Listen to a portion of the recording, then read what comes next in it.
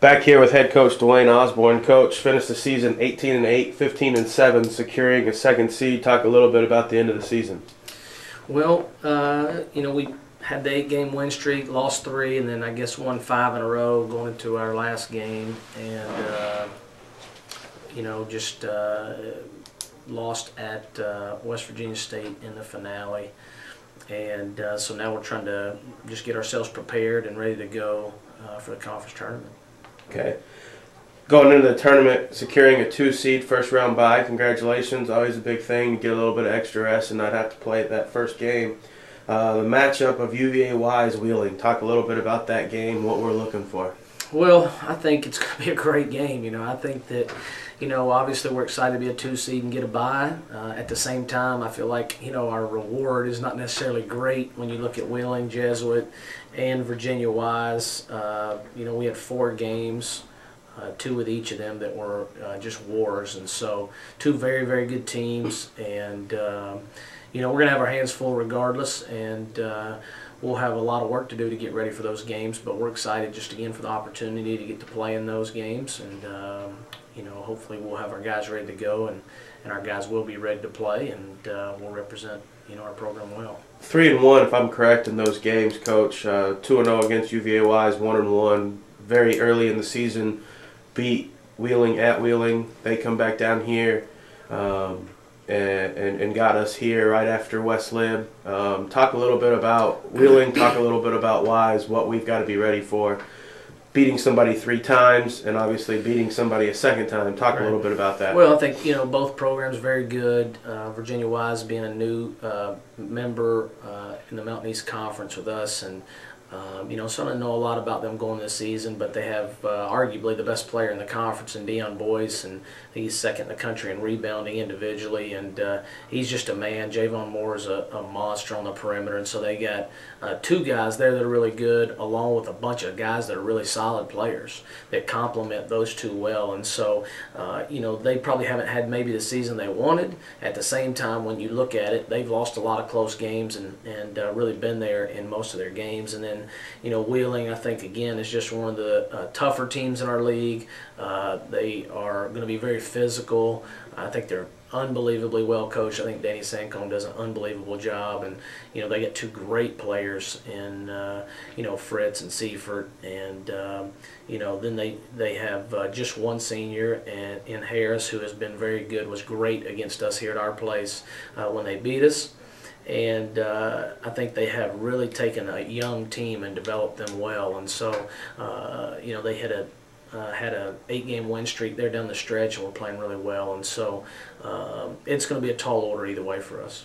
Back to back, you go. I looked at the season. Successful winning streaks of at least 5 or more twice.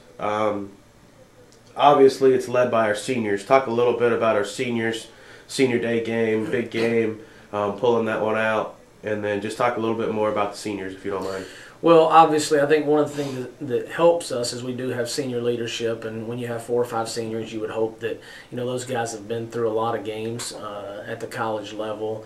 If you said the average team plays, 25 to 28 a year, you're talking about, you've got 75 to 85 games under your belt going into your senior year, and so those guys have experience and have been through the wars, and you hope that you're going to always have leadership from your upperclassmen, and they've done a good job this year. I think it starts a lot of times with everybody looks at Xavier, and he's been a great player for us, and he's been our leading scorer and had a good senior year. He shot it well and all of that, but I think that, I think about Denzel as our point guard, just again being a senior, and everywhere he's been, they've won.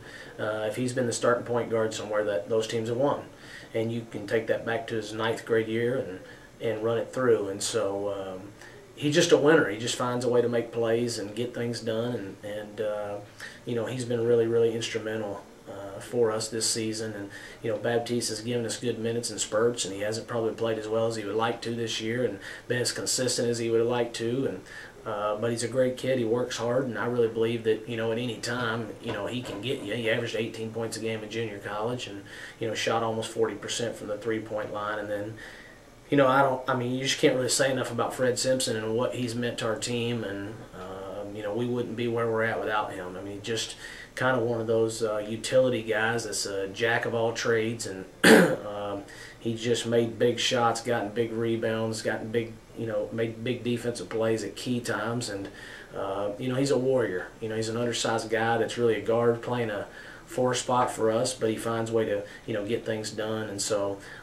Those 4 guys have been huge for us, and then Hayden Annette, who's been hurt, has played minutes and been around the program, been around the guys all year long and been there with us. And so those 5 guys have all provided leadership and been able to talk about their experiences, and it's been huge for our underclassmen.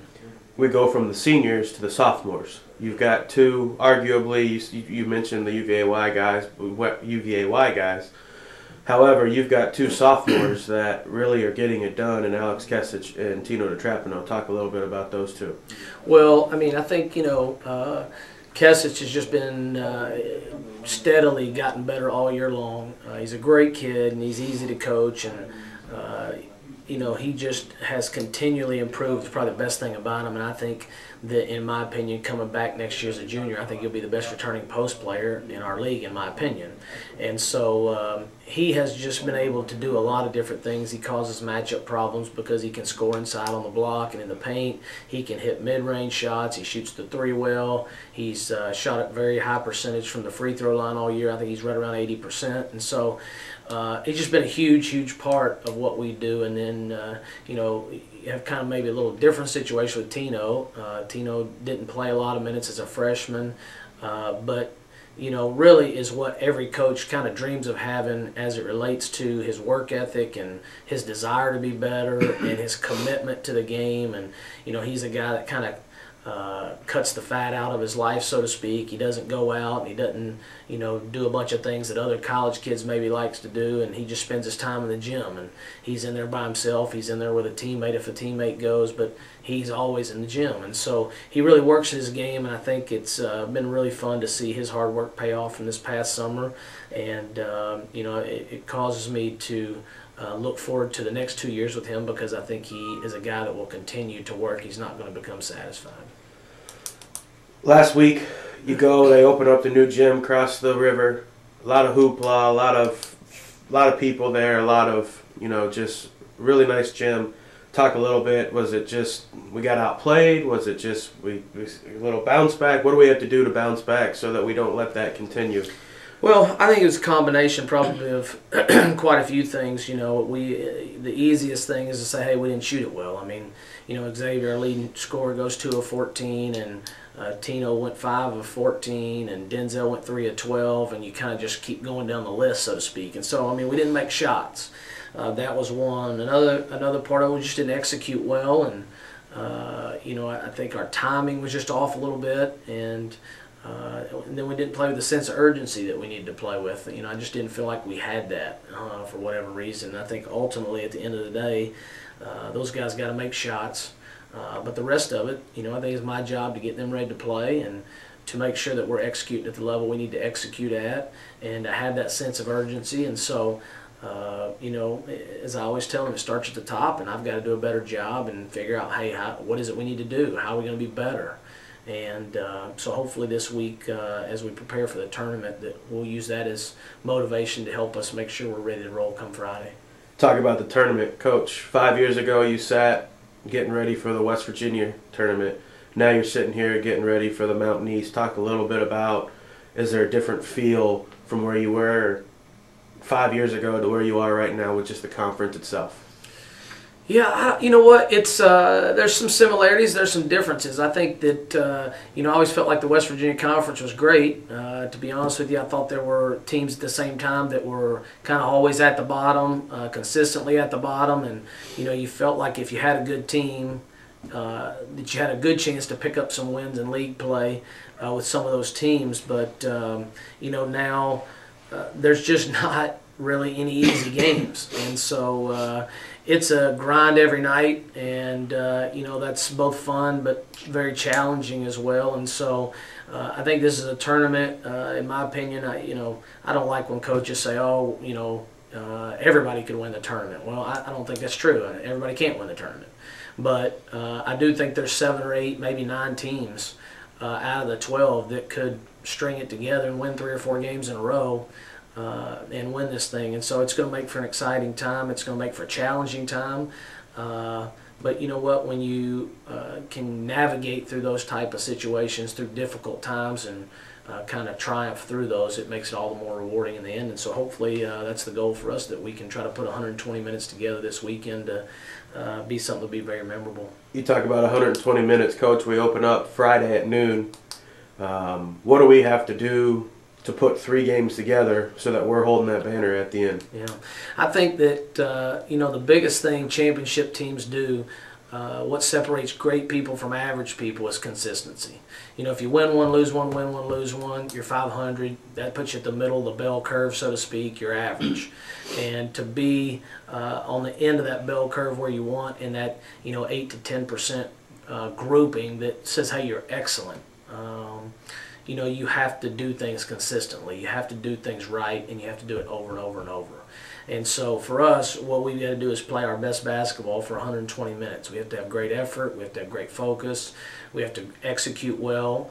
And we have to play with a great sense of urgency. And I think if we do those things, obviously, we're talented enough. We have a good enough team that we can do that. But because of your opposition, it's very possible if we don't do it for the first 40, we're going home. And so that'll be the challenge, to be consistent and play our best ball of the year right now. Coach, great season so far. Really wish you the best of luck here over the next 3 games and into the regional rankings. Those come out again tomorrow, Wednesday. Hopefully we're still right there in the mix for a regional berth, playing for a national championship. But appreciate your time. Thank you very much. Thank you.